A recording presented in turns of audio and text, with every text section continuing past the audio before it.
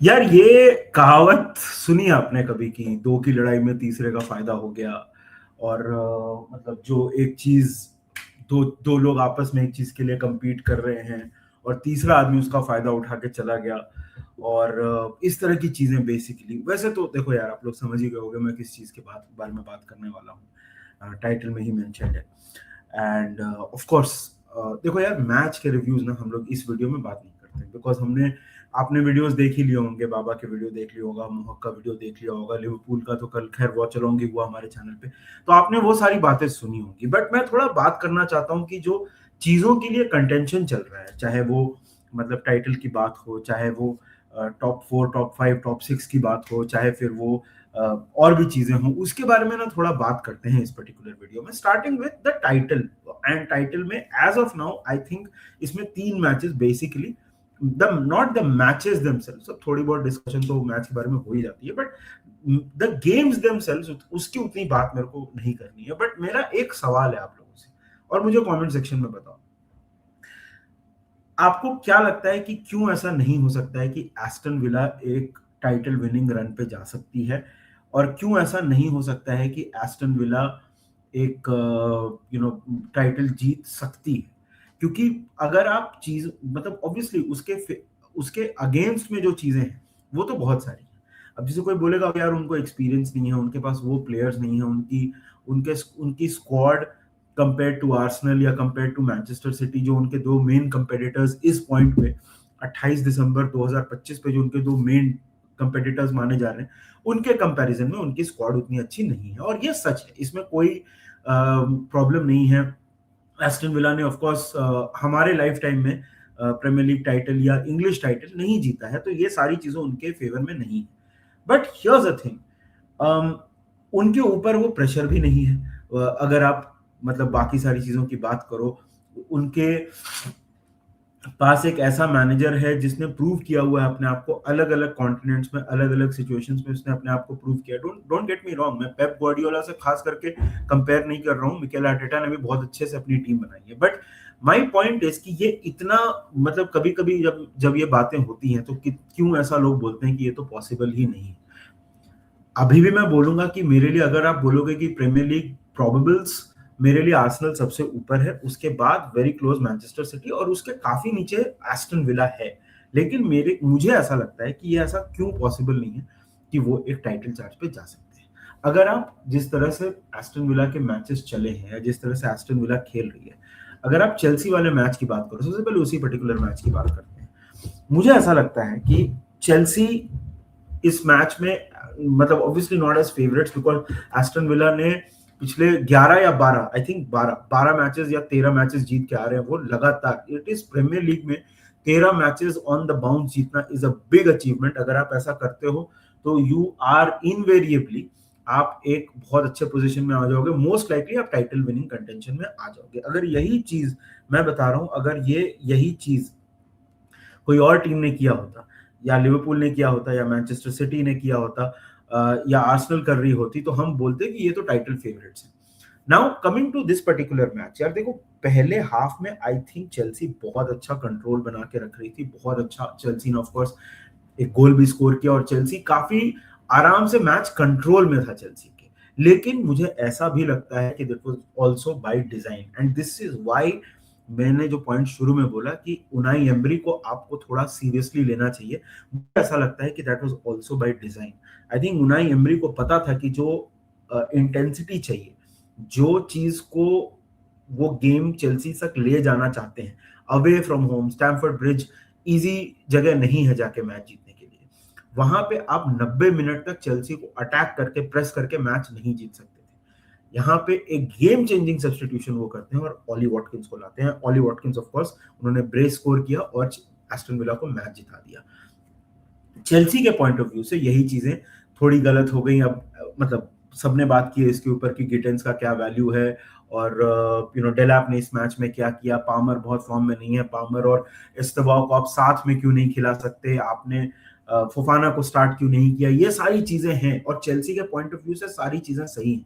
Chelsea का एक time पे जो बहुत अच्छा रन चल रहा था, खास करके वो बार्सिलोना के गेम के पहले और बार्सिलोना के गेम के बाद, जिस तरह से लिवरपूल को हराने के बाद भी जिस तरह से चेल्सी ने एक रन ऑफ फॉर्म पकड़ा था, वो अभी लग रहा है कि थोड़ा सा डगमगा गया है। हालांकि चेल्सी हिस्टोरिकली दिसंबर में स्ट्रगल करती है, हो सकता है आगे जाके चीजें सही भी हो जाए।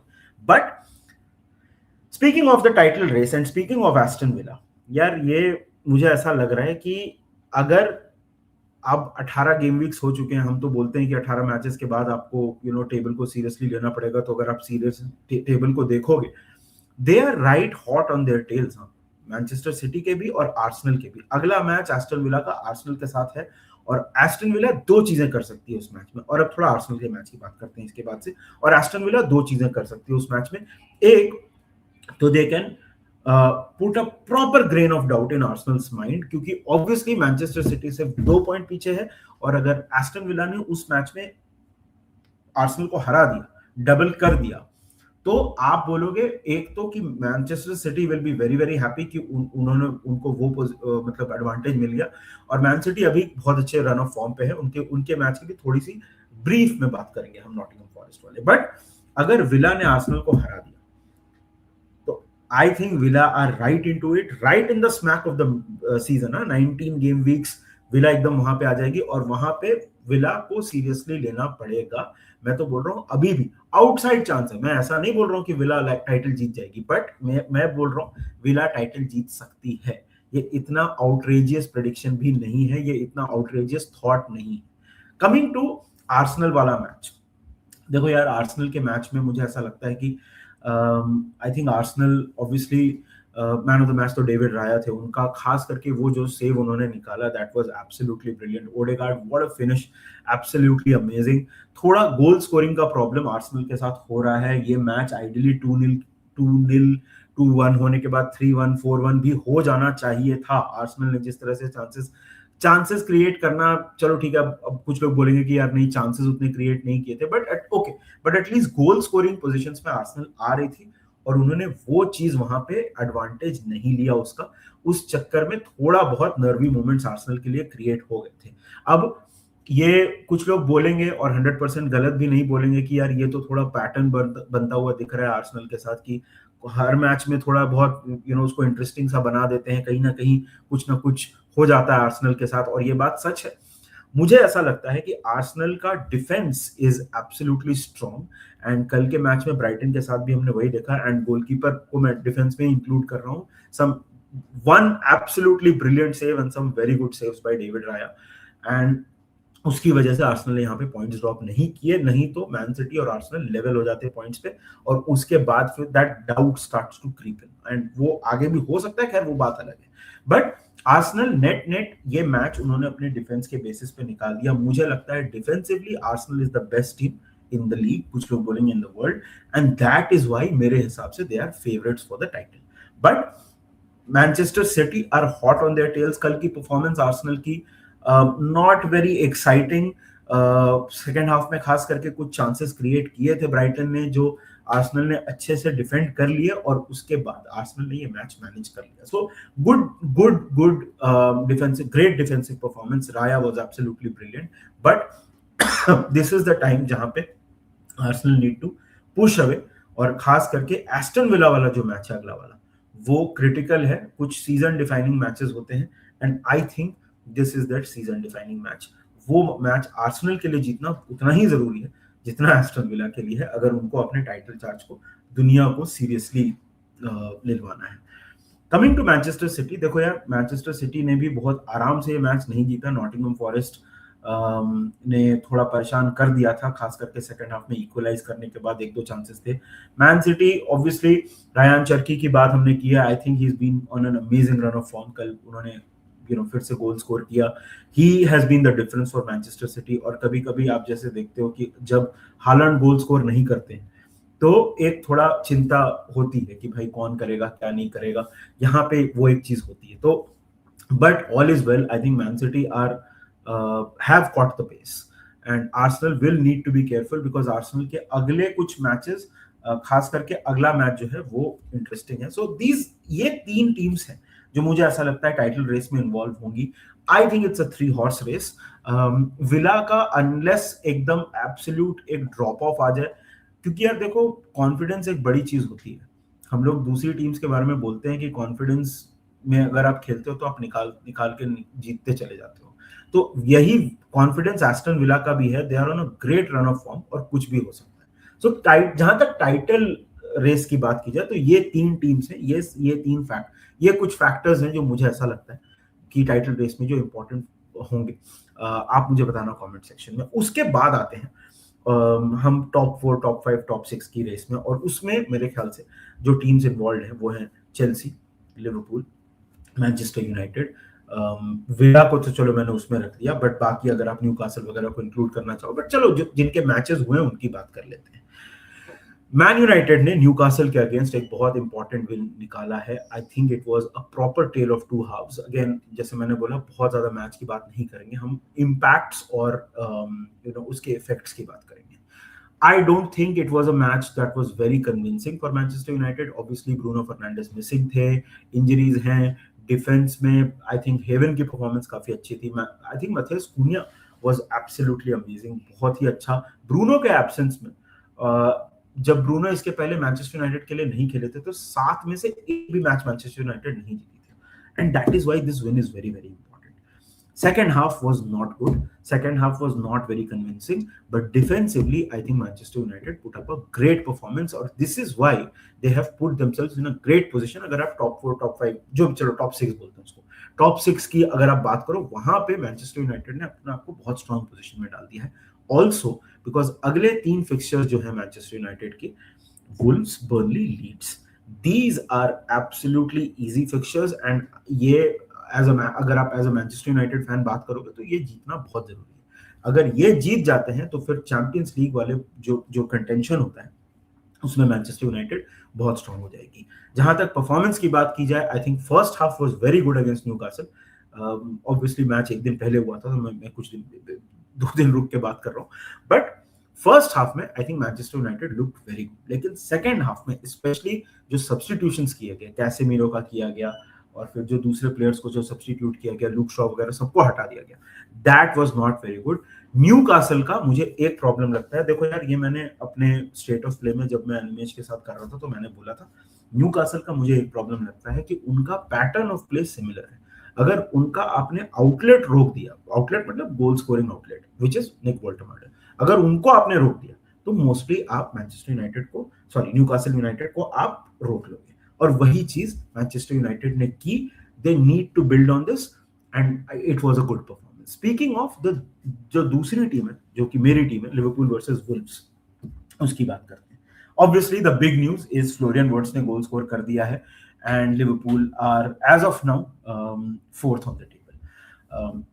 ये बहुत ज्यादा एक उस मैच के बाद पता है एक 100% हैप्पी फीलिंग नहीं है। डोंट गेट मी रॉन्ग, हमने स्पर्स को हरा दिया अवे जाके, हमने वुल्व्स को घर पे हरा दिया जो कि बहुत जरूरी था वुल्व्स को हराना, but second half was a bit of concern. पहले पॉजिटिव्स की बात कर लेते हैं। आई थिंक फर्स्ट हाफ में हमने मैच ओवरऑल, फर्स्ट हाफ में नहीं ओवरऑल हमने मैच कंट्रोल में रखा। वुल्व्स ने थ्रेटन जरूर किया था हमको सेकेंड हाफ में, लेकिन एलिसन को कोई ऐसा एक अमेजिंग सेव मुझे नहीं लगा कि करना पड़ा कि ओ माय गॉड, ये देख के हम डर गए कि भाई कुछ भी, लेकिन Wolves were getting closer. Wirtz I think once again a good performance, man of the match फिर से मिला उनको। पिछले मैच में उन्होंने असिस्ट दिया था, यहाँ पे उन्होंने गोल स्कोर किया। Ekitike has been our best signing without a question. अगर फील्ड पे एकेटीके होते हैं तो हमारी अटैक डिफरेंट लगती है, हम कन्विंसिंग लगते हैं। आई थिंक अगर आप नए स्ट्राइकर्स की बात करो, एक चीज मैं बोलना चाहता हूँ, चाहे वो सेस्को हो, चाहे वो ग्योकेरेस हो, चाहे वो ईसाक हो, जितने न्यू स्ट्राइकर्स आए हैं प्रीमियर लीग में इस बार, there is one striker who is, I think वो ज्यादा डिपेंड नहीं कर रहे हैं सप्लाई के ऊपर। He is the only striker जो ड्रॉप डीप कर रहे हैं, लिंक अप कर रहे हैं, और खुद भी असिस्ट, कल उन्होंने असिस्ट भी दिया, ऑफ कोर्स वर्ड्स के गोल के लिए उनका ही असिस्ट था, और वो चांसेस वो अपने लिए भी क्रिएट कर रहे हैं, दूसरों के लिए भी क्रिएट कर रहे हैं। So that is I think the best thing about ह्यूगो एकिटीके, और वो एक चीज काफी इंकरेजिंग साइन है। एक दो चीजें और पॉजिटिव्स हुई हमारे लिए, जैसे कि नंबर 1 कि कोनाटे इस मैच में अवेलेबल थे, जो कि एक इंजरी स्केयर था, वो नहीं हुआ। कॉनर ब्रैडली भी आ गए, तो वो एक थे यहाँ पे। राइट साइड पे मुझे कल ऐसा लगता है फ्रिम्पोंग ने असिस्ट तो दिया, चलो वो तो ठीक है, बट मुझे ऐसा लगता है एक अनप्रेडिक्टेबिलिटी का एलिमेंट भी उन्होंने ऐड किया, जिसकी वजह से हमको फायदा हुआ। नाउ कमिंग टू टॉप 4, या जो हमारा टारगेट है चैंपियंस लीग में फिनिश करना ये सीजन, वहां पे अगर आप देखो तो अगले आपके 3 फिक्चर्स आर टफ। लीड्स है, फुलम अवे है और आर्सेनल अवे है। तो ये तीनों फिक्चर्स जो है, और खास करके आपके आसपास के जितने हैं, चेल्सी के fixtures I am not sure. एक तो उनका मैनचेस्टर सिटी है, उनका भी 100% इजी नहीं है। बोर्नमथ है और एक और है, I am not sure, so sorry, कोई ना कोई बता देगा। सो आपके आसपास में जो आपके कंपेटिटर्स हैं, चेल्सी, मैन यूनाइटेड के अगले 3 फिक्चर्स काफी इजी हैं, आपके फिक्चर्स रिलेटिवली टफ हैं। सो आप इन 3 फिक्चर्स में कैसा परफॉर्म करते हो, that will set the tone for the rest of the season a lot. Obviously 3 दिन बाद है ट्रांसफर विंडो, अब उसमें कौन सी टीम क्या करती है उसके ऊपर भी बहुत सारी चीजें डिपेंड करती हैं। मैं बहुत ज्यादा एक्सपेक्ट नहीं कर रहा हूं, मैं एक्सपेक्ट कर रहा हूं और होप कर रहा हूं, रादर एक्सपेक्ट से ज्यादा मैं होप कर रहा हूं कि हम एक सेंटर बैक को लेके आ जाएं, बिकॉज सेंटर बैक सिचुएशन मुझे ऐसा लगता है कि हम पेपर थे ना वहां पे, बाकी सारी चीजें हम थोड़ा बहुत ऊपर नीचे करके मैनेज कर सकते हैं। डीएम वगैरह तो मैं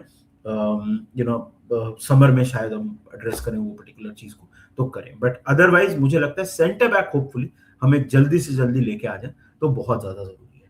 but it's all set up very nicely. कुछ इंकरेजिंग साइंस हैं, ऑफ कोर्स देखो यार, लीड्स को घर पे आपको हराना पड़ेगा अगर आपको टॉप 4 में आना है। अगर आपने पहले इतना मेस क्रिएट कर लिया है, इतना आप जो मैचेस आपको जीतने चाहिए थे वो आपने नहीं जीते, या बुरी तरह हार गए कुछ मैचेस में, आपने जो मेस क्रिएट किया अपने लिए, उस मेस से आपको बाहर निकलना खुद ही पड़ेगा। I am not very happy जिस तरह से हम कल जीते हैं, बट आई एम हैप्पी कि हम जीते हैं। और एक चीज है कि भाई, टांग टूटी है तो रिकवरी स्लो ही होगी। अगर आपकी टांग टूटने के बाद अगर आप एक्सपेक्ट नहीं कर सकते हो कि आप अगले ही दिन भागने लग जाओगे, पहले आप थोड़ा लंगड़ा के चलोगे, फिर चलोगे, फिर आप दौड़ने की कोशिश करोगे, तो the recovery will be slow, that is not a problem. But overall ये स्टेट ऑफ प्ले मुझे लगता है, इतनी सारी टीम्स इन्वॉल्व हैं, जो कुछ हो रहा है। बट आप बताओ, आपको क्या लगता है कौन सी टीम एडवांटेज लेगी, कौन सी टीम आपके हिसाब से एडवांटेज नहीं ले पाएगी? क्या मैं कुछ ज्यादा सोच रहा हूँ कि Aston Villa are title contenders, at least outside title contenders, या आपको लगता है कि सच में हो सकता है कि वो जीत भी जाए? बाकी थोड़ा अगले कुछ 10 दिनों तक यार ये वीडियो और ऑडियो का थोड़ा प्रॉब्लम हो सकता है, थोड़ा मैं कम दिखूंगा, but I am going to come back very very soon and और बातें करेंगे। तब तक वीडियो को लाइक करना, चैनल को सब्सक्राइब करना। Happy to hear from you guys always. And lastly एक चीज याद रखना, अप द रेड्स।